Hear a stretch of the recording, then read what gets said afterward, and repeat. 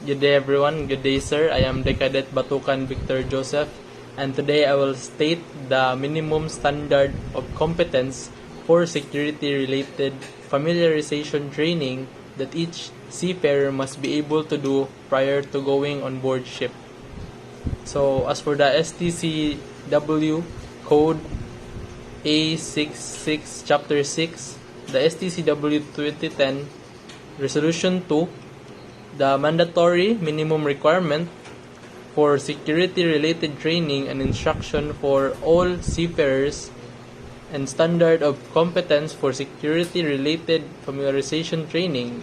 So first is, before being assigned to shipboard duties, all person employed or engaged on a seagoing ship which is required to comply with the provision of the ISPS code other than passengers shall receive approved security-related familiarization training taking account of the guidance given in Part B to be able to A. Report a security incident including a piracy or armed robbery threat or attack.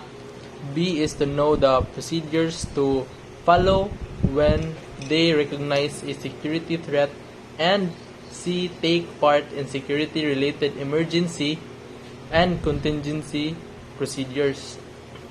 So number 2 is, seafarers with designated security duties engaged or employed on seagoing ship shall, before being assigned such duties, receive a security-related familiarization training in their assigned duties and responsibilities, taking into account the guidance given in Part B.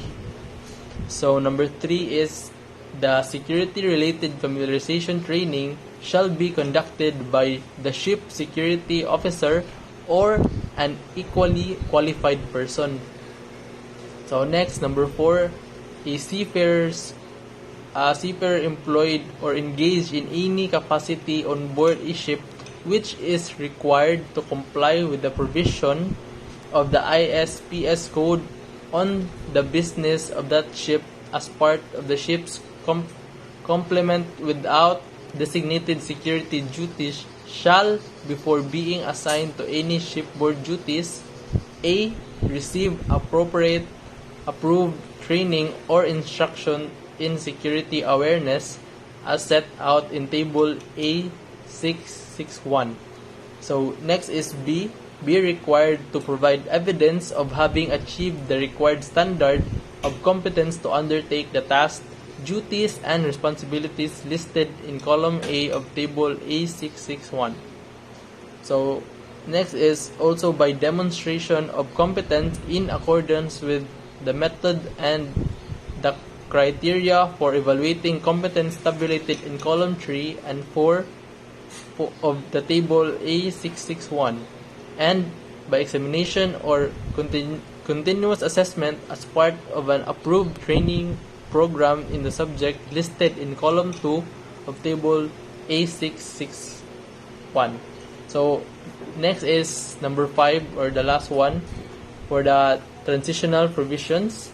So until 1st of January 2014, seafarers who commence an approved seagoing service prior to the date of entry into force of this section shall be able to establish that they met the requirements of paragraph 4 by approved seagoing service as shipboard personnel for a period of at least 6 months in total during the preceding 3 years, or having a performed security function considered to be equivalent to a seagoing service required in paragraph 5.1, or passing an approved